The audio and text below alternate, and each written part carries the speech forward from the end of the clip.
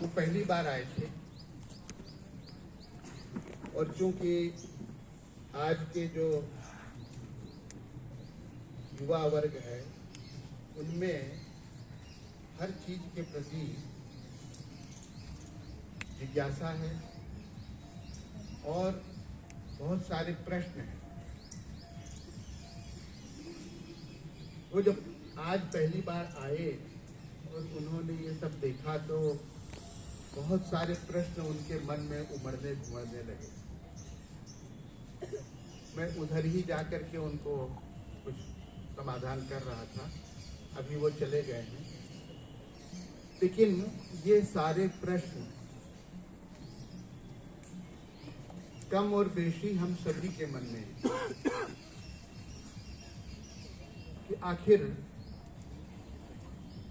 ये जो यज्ञ हुआ इसमें कोई भौतिक आकर्षण तो हमें दिखाई नहीं पड़ा।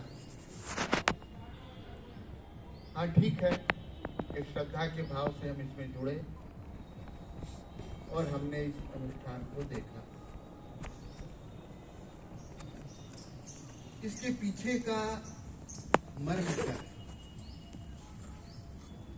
इसके बारे में मैं बहुत संक्षेप में कुछ बताना चाहता हूँ। ये यज्ञ श्रौत याग है। जैसा कि अभी हमारे गोपाल प्रसाद शर्मा जी जो कि दिल्ली से पधारे हैं उन्होंने कहा कि ये दुर्लभ श्रेणी का याग है, यानी ये दिखाई नहीं पड़ता, बहुत कम होता है। ज्ञान प्रवाह जो है उसने महाशिवरात्रि के अवसर पर इस याग को करने का एक संकल्प रखा है और उसी हिसाब से ये प्रतिवर्ष होता है। जैसा कि आपको मालूम है कि अग्निहोत्री ही इसको कर सकते हैं। आप हम सब इस परिधि के भीतर जाने के लिए अस्पृश्य हैं। आजकल बड़ा वितंडा चलता है कि समाज के एक वर्ग ने अपने को बहुत ऊपर स्थापित कर लिया। लेकिन मैं उन सब से निवेदन करना चाहता हूं कि इस परिधि के भीतर प्रवेश करने के लिए हम कोई भी पात्र नहीं। अगर कोई पात्र है तो जो अग्निहोत्री दंपति हैं और जो ये ऋत्विक हैं, बस ये। अब समाप्त होने के बाद हम भीतर चले जाएं वो एक अलग बात। अग्निहोत्र क्या होता है आपको गोपाल जी ने बताया। हमारी जो भारतीय वैदिक सनातन परंपरा है, अगर उसके मूल में जाएं तो उसका आधार तेजस तत्व की उपासना है।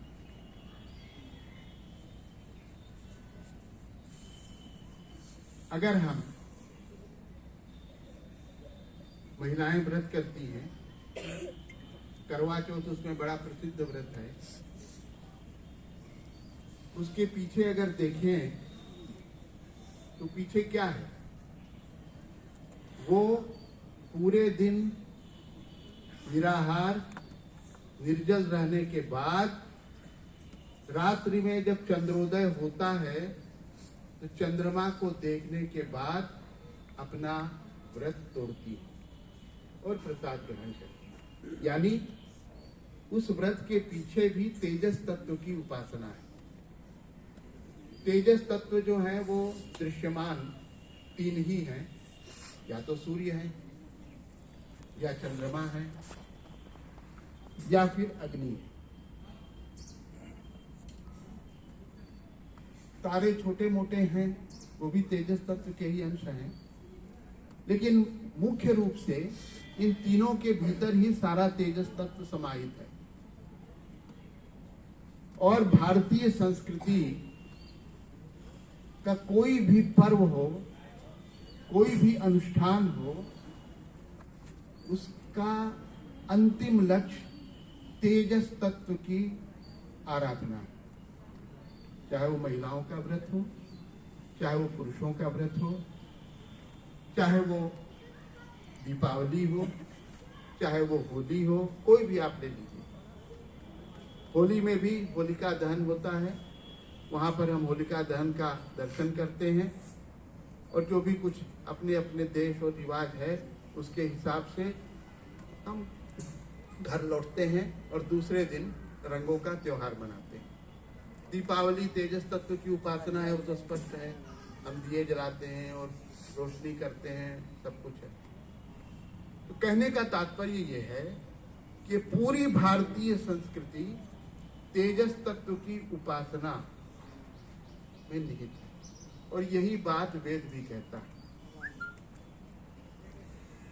कि हमें अज्ञान से ज्ञान की ओर हे ईश्वर आप बढ़ाएं।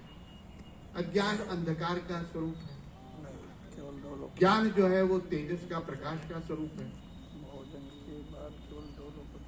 तो ये जो हमारा यज्ञ है ये भी उसी तेजस तत्व की उपासना है। दूसरी बात कि सूर्य महान तेजस तत्व है और हमारे हिंदू जीवन पद्धति में हम सुबह सुबह सूर्य का दर्शन करते हैं। अब हम भले ही करें ना करें वो एक अलग बात है, लेकिन जो हमारे पुरखे लोग थे उन्होंने हमें परंपरा से यही सिखाया कि सबसे पहले भगवान सूर्य के दर्शन करके उनको नमस्कार करो। ये जो तेजस तत्व हमारे संस्कृति में अनुस्यूत है, इस तेजस तत्व को हमें छोड़ना नहीं चाहिए। मुस्लिम धर्म में भी जो रोजा रख करके एक महीने का और ईद मनाते हैं, तो भी ईद का चांद देख करके ही अपना तोड़ते हैं व्रत। तो वहां भी तेजस तत्व है। इसी तरह से जो क्रिश्चियनिटी है, जो जरथुस्त्र धर्म है, पारसी धर्म है, उसमें भी तेजस तत्व की उपासना है। पारसियों के यहाँ भी अग्नि की उपासना है, उनके हर घर में अग्नि स्थापित है। अब अग्नि से और अग्निहोत्री को जोड़ते हैं तो वस्तुतः हमारी संस्कृति तो ये कहती है कि जिस प्रकार आप गृहस्थाश्रम में प्रवेश करते हैं तो वधू को अपनाते हैं भार्या के रूप में। भारतीय संस्कृति के अनुसार विवाह के जिस अग्नि की साक्षी में हम कन्या को वधू के रूप में अपनाते हैं और उस कन्या को अपने घर में वधू के रूप में लाते हैं, वैदिक संस्कृति के अनुसार जो अग्नि की साक्षी में आपने फेरे लिए, उस अग्नि को भी आपको उस वधू के साथ अपने घर लाके स्थापित करना चाहिए और ये होता था।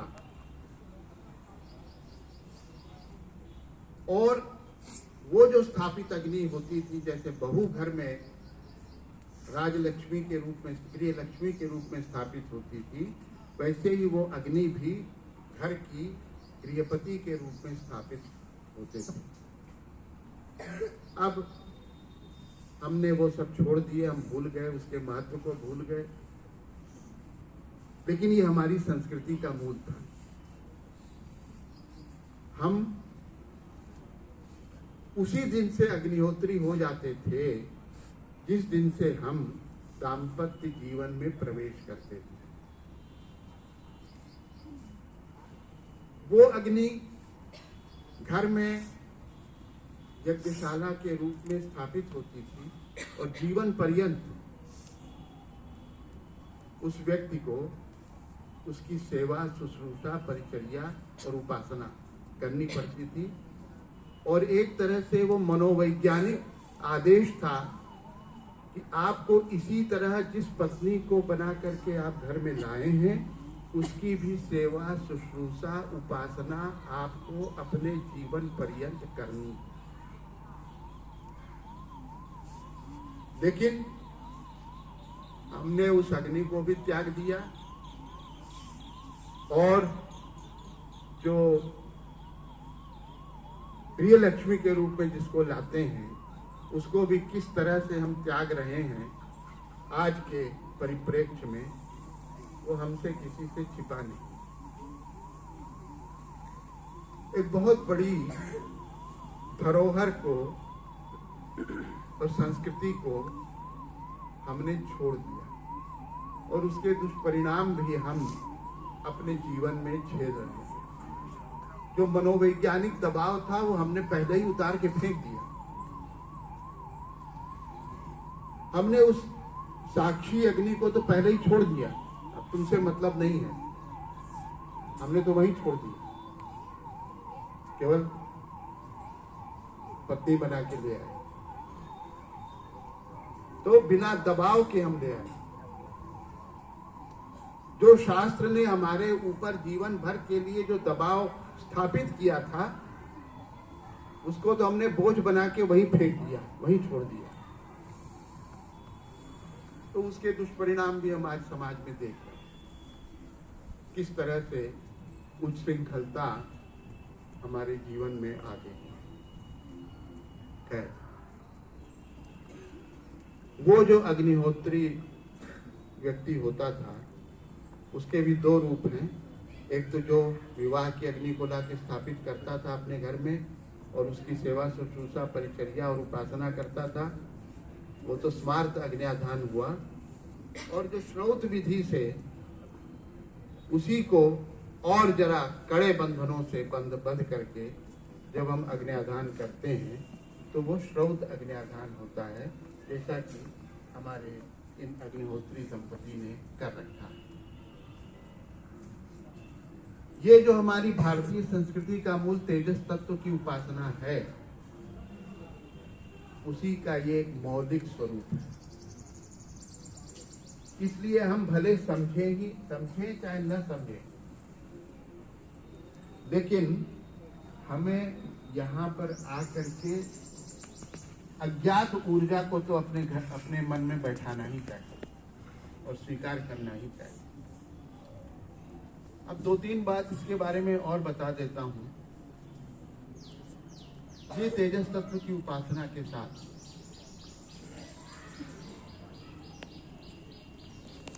ये क्यों करें? अगर इसे न किया जाए तो क्या बिगड़ता है? हम मुट्ठी भर यहाँ पर ज्ञान प्रवाह की कृपा से देख लेते हैं, कर लेते हैं, लेकिन अरबों अरब जनता तो नहीं करती है, वो तो सब छोड़ चुकी है। तो आखिर इसके मानने का क्या फल है? और दूसरी बात, ये जो देवताओं को आहुति दी जाती है, किसी भी देवता को आज तक तो हमने कोई अपनी आंखों से देखा नहीं। तो जिस चीज को हमने आंखों से देखा नहीं, वही तर्क हमसे वो डीपीएस के बच्चे कर रहे थे कि जिस वस्तु को हमने आंखों से देखा नहीं, जिस देवतत्व को हमने आंखों से देखा नहीं, उसके लिए इतना बड़ा आडंबर और इतना बड़ा संरंभ करने की क्या आवश्यकता है? तो मैंने उनको एक बात बताई कि हर चीज जो दिखाई पड़े उसी पर श्रद्धा करना ये कोई बात नहीं है। ऐसी भी वस्तु है, ऐसे भी पदार्थ हैं कि जिनको हमने अपने जीवन में या किसी ने भी अपने जीवन में आज तक नहीं देखा, लेकिन हम उसको मानने के लिए मजबूर हैं, बाध्य हैं। और केवल बाध्य ही नहीं है, हर क्षण हम उसी के द्वारा संचालित हैं। उन्होंने पूछा कैसे, आप उदाहरण बताइए। तो मैंने उनसे कहा, बच्चे थे, मैंने उनसे कहा कि तुम, माँ जो है वो कहती है कि बेटा खाना खा लो, गरम गरम खाना बनाया हूं, खा लो। तुम कहते हो मम्मी अभी इच्छा नहीं है, मन नहीं है। चुप हो जाती है माँ, बेटा का मन नहीं है, थोड़ी देर बाद खा ले। पिता कहते हैं बेटा तुम इधर उधर क्यों घूम रहे हो, एग्जाम पास आ रहे हैं, पढ़ो। पिताजी अभी पढ़ने का मन नहीं, मैं जब मन लगेगा तो पढ़ लूंगा। यानी हर बात में हम जो है वो उस मन को आगे कर देते हैं। अब मैं तुमसे पूछता हूं कि क्या तुमने मन देखा है? या क्या किसी बड़े से बड़े सर्जन ने पूरे शरीर को चीर फाड़ करके बताया है कि ये मन है, शरीर के भीतर यहां ये मन है और ये इतने मिलीमीटर का है? आज तक किसी बड़े से बड़े सर्जन ने, विश्व के सर्जन ने क्या तुम्हें बताया है? क्या उसने प्रत्यक्ष किया है? तो तुम्हारा उत्तर होगा नहीं। तो जब जिस चीज को आज तक कोई सर्जन दिखा नहीं पाया, जिस चीज को तुमने भी अभी तक देखा नहीं, उस मन के वशीभूत तुम इतने संचालित क्यों होते हो? हर बात में क्यों तुम कह देते हो कि मन नहीं है, मैं नहीं पढ़ूंगा, मन नहीं है, मैं नहीं खाऊंगा, मन नहीं है। फ्रेंड्स कहते हैं कि चलो क्रिकेट खेलने चल, नहीं आज मेरा मन नहीं है, आज मैं नहीं जा पाऊंगा।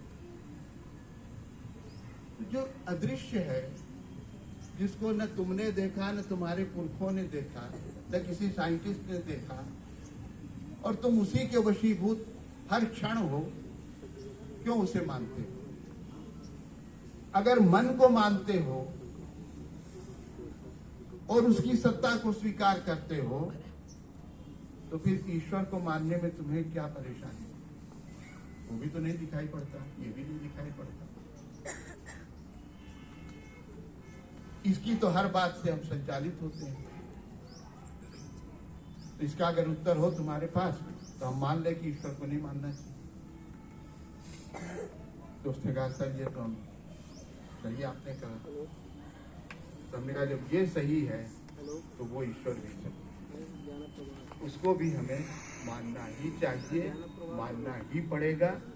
उसके बिना हमें कोई और दूसरा चारा नहीं। अब ईश्वर को जब हमने परम सत्ता के रूप में मान लिया, तो फिर उसके प्रति हमारे दायित्व भी हो जाते हैं। जैसे आप मन के प्रति आपके दायित्व हैं और आप उसे निभाते हैं, तो फिर ईश्वर के प्रति दायित्व को आप क्यों नहीं निभाएंगे? निभाना ही पड़ेगा, निभाना ही चाहिए। और इसलिए इस यज्ञ को भी, इसकी क्रियाओं को भी आपको मानना ही पड़ेगा, मानना ही चाहिए। दूसरी बात कि इस यज्ञ से क्या होता है, मैं उतना ही समझ लूंगा। हमारी विदुला जी घड़ी दिखा रही हैं, मैं बस केवल ये प्रतीक्षा कर रहा हूँ कि उधर से आ जाए कि अब प्रसाद शुरू हो रहा है, तो मैं अपना वक्तव्य बंद कर दूंगा। कि ये जो यज्ञ है ये किस लिए? मान लिया ईश्वर के लिए हम देते हैं, लेकिन इसका फायदा क्या है? फायदे जो हैं वो एक तो इनडायरेक्ट होते हैं और एक डायरेक्ट, एक अप्रत्यक्ष होते हैं, एक प्रत्यक्ष होते हैं। मैंने उनको समझाया, जो उनको समझाया वही मैं आपको बता रहा हूँ, निवेदन कर रहा हूँ। मैंने कहा कि बेटे तुम जो है वो दिन रात मेहनत करके और अपनी परीक्षा में सर्वोच्च अंक प्राप्त करते हो, और डीपीएस में होता है कि ये लड़का जो है उसने टॉप किया। तुम्हारी मेहनत थी, तुमने वो उपलब्धि हासिल की, लेकिन तुम्हें तो फायदा हुआ ही, लेकिन उसके साथ साथ इनडायरेक्टली तुम्हारे स्कूल को भी फायदा हुआ। तुम्हारे स्कूल ने भी पोस्टर निकाला और अखबार में छपाया कि हमारे यहाँ के इस लड़के ने हमारी इस परीक्षा में सबसे पहली रैंक प्राप्त की, और उससे इनडायरेक्टली तुम्हारे स्कूल का एक सम्मान बढ़ गया। तुम्हारी उस मेहनत से, उस परिश्रम से तुम्हारा फायदा तो हुआ ही, तुम्हारे जो टीचर थे उनका भी फायदा हुआ, और जिस सब्जेक्ट में तुमने 100 में 100 लाया या 99.9% आपने प्राप्त किया, उस टीचर को भी प्रिंसिपल बुला के कहती है या मैनेजमेंट बुला के कहता है कि आपने बहुत अच्छा मेहनत की और आपके उस सब्जेक्ट के उस स्टूडेंट ने 99.9% प्राप्त किया। स्कूल आपको सम्मानित करता है। इनडायरेक्टली उनको भी फायदा मिला, स्कूल को भी मिला, टीचर को भी मिला, तुमको तो मिला ही मिला। तुम्हारे माता पिता को कितनी खुशी हुई और कितना उनको प्रसन्नता हुई, उसकी बात तो छोड़ ही दो। तो इसलिए ये भले ही हम इसमें सम्मिलित नहीं हैं और हम इसमें सम्मिलित हो भी नहीं सकते क्योंकि हमारी वो पात्रता नहीं है, लेकिन फिर भी हमें ऐसे अवसरों पर आना चाहिए, भले ही वो डायरेक्टली फल हमें मिले या न मिले इसकी परवाह किए बगैर, इनडायरेक्टली जो फल है वो हमें मिलना ही मिलना है, वो हमें प्राप्त होना ही होना है, उसे कोई रोक नहीं सकता। इसलिए आप लोग जो यहाँ आए, भले ही आपने कुछ समझा न समझा, भले ही आपको उसका प्रत्यक्ष फायदा मिले न मिले, लेकिन अप्रत्यक्ष फायदे को कोई नहीं रोक सकता। ईश्वर ने उसे आपके लिए सुरक्षित